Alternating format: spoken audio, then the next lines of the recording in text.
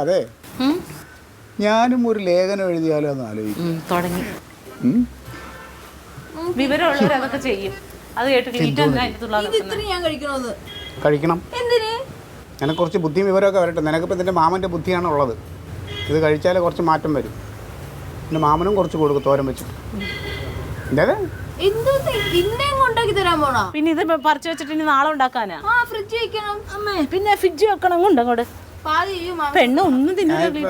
നമ്മളെ ബോബൻ ചേട്ടനെ വിളിച്ചത് ആക്രി ക്ലീറ്റോ വരുന്നത് അയാളാ. ഏത്? നമ്മുടെ ലേഖനത്തിന്റെ ബുക്ക് കൊണ്ടുപോയ ആ ചേട്ടൻ. ഇത് ആക്രിക്കാരൻ ഇയാളാണോ?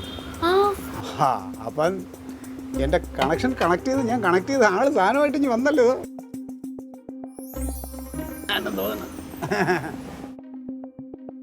ചേച്ചേ, ഇവിടുത്തെ ചേച്ചി ഉണ്ടോ?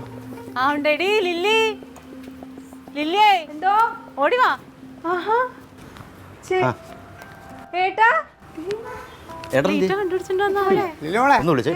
വന്നത് കണ്ടാ ഞാൻ കൊണ്ടുവരും എന്ന് പറഞ്ഞാൽ ഇവിടെ വരുത്തിയിരിക്കും. എല്ലാ പേപ്പറും ഉണ്ടല്ലോ അല്ലേ?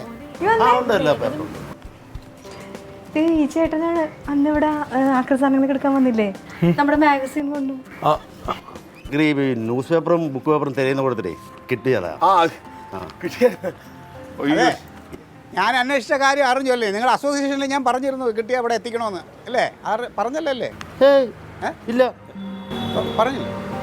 പിന്നെ ഇപ്പൊ എങ്ങനെയായിട്ട് വന്നേ? ഞാൻ ഏതിപ്പം വന്നതെന്ന് വെച്ചാൽ എൻ്റെ മോള് ഇതെടുത്ത് വായിച്ചു. അവള് യൂണിവേഴ്സിറ്റി കോളേജിൽ പഠിക്കുന്നത്. അപ്പോൾ അവൾ കഥയൊക്കെ എഴുതുന്നതാണ്. കഴിഞ്ഞ വർഷം അവൾക്കാണ് ഫസ്റ്റ് കിട്ടിയത്. അപ്പോൾ അവൾ വായിച്ചു കഴിഞ്ഞപ്പോൾ അവൾക്ക് ഇഷ്ടപ്പെട്ടു. അപ്പോൾ അവൾ പറഞ്ഞത് അങ്കിളിന് കൈ കൊടുക്കണമെന്ന് പറഞ്ഞു. അതുകൊണ്ടാണ് ഞാൻ വന്നത്. പിന്നെ അവളൊരു കത്തും തന്നായിരുന്നു. എന്തോ എനിക്കറിയില്ല, കവിതയുടെയൊക്കെ കാര്യങ്ങളായിരിക്കും. വലിയ പേരും ചേട്ടാ. മോള് വായിച്ചിട്ട് എന്ത് പറഞ്ഞു? മോള് പറഞ്ഞു അത്ര പോരാ, ശ്രദ്ധിച്ചാൽ നന്നാക്കെന്ന് പറഞ്ഞു. പിന്നെ അതിലത്ത് എഴുതിയിട്ടുണ്ട് മോള്. എന്നാ ഞാൻ പോയിട്ട് വരട്ടെ.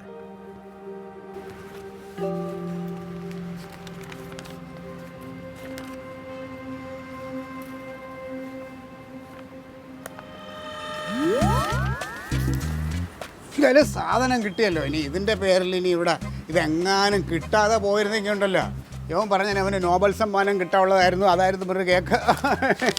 കുറേ ദിവസം നമ്മൾ അതിൻ്റെ പേരിൽ ഇവിടെ ചെവി കേൾക്കാതെ ആയിരുന്നേ. പെങ്കൊച്ച് എന്താ പറഞ്ഞേക്കണേ നോക്കട്ടെ. ആശയങ്ങൾ ബാലിശവും പഴയതുമാണ്. കൂടുതൽ പഠനങ്ങളും പുതിയ കാലത്തെ ശ്രദ്ധയോടെ നിരീക്ഷിക്കേണ്ടതുമാണ്. അപ്പോൾ ഓരോരുത്തർക്ക് ഓരോ തരത്തിലുള്ള ആശയങ്ങളായിരിക്കും. ഇപ്പം എൻ്റെ ആശയമല്ല ആ കുട്ടിയുടെ ആശയങ്ങൾ അല്ല. ഡിഗ്രിക്ക് ഉയർന്നു വെച്ചല്ലേ അതെന്നറിയാം. ഭാസ്കര മാഷിനും ONV കുറുപ്പ് സാറിൻ്റെ ഒക്കെ കവിതകൾക്ക് കുറ്റം പറയുന്ന ആൾക്കാരുണ്ട്, ഡിസ്ലൈക്ക് കൊടുക്കുന്ന ആൾക്കാരുണ്ട്. രവീന്ദ്ര മാഷിന്റെ സംഗീത കുറ്റം പറയുന്ന ആൾക്കാരുണ്ട്. ഓരോരുത്തർക്കും അവരുടെ ഇഷ്ടം.